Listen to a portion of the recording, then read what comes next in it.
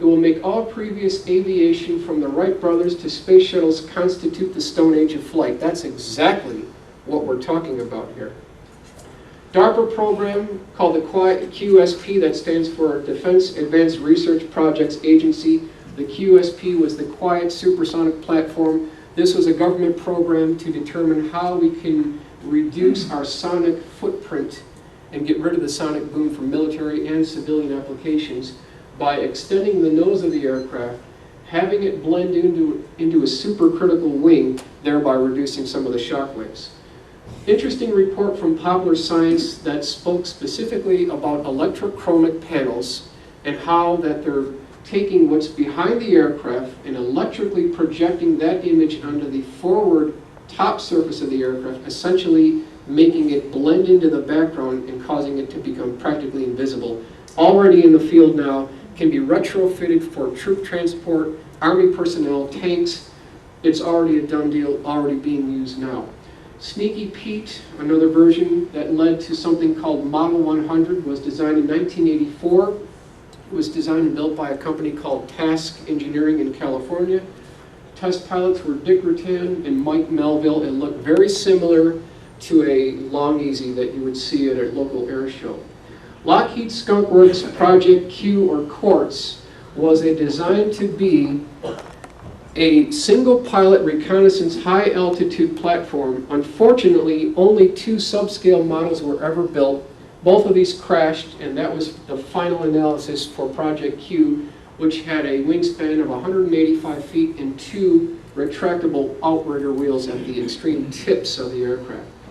A 1973 design report called CL 1980 from Lockheed Skunk Works. Ben Rich was the senior project design engineer on this particular program. You can see the engine nacelles very similar to the SR-71. And then again, you can see the forward chine section almost similar to the SR-71 here. But instead of having twin vertical stabilizers that we see on the SR, this particular aircraft only had a single vertical stabilizer. However, that aircraft was never built.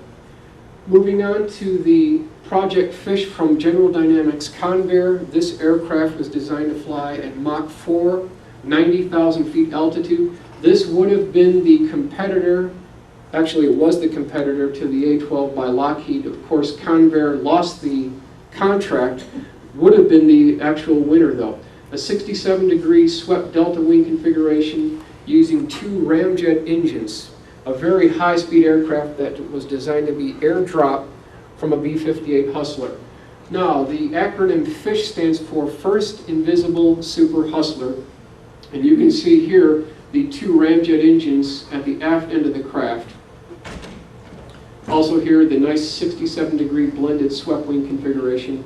Now, if there was any type of malfunction with the smaller engines that could be jettisoned out the side of these panels of the aircraft here, the pilot would be left to land at a very high angle of attack at about 170 to 180 knots. So you'd have to be a really good pilot to land this.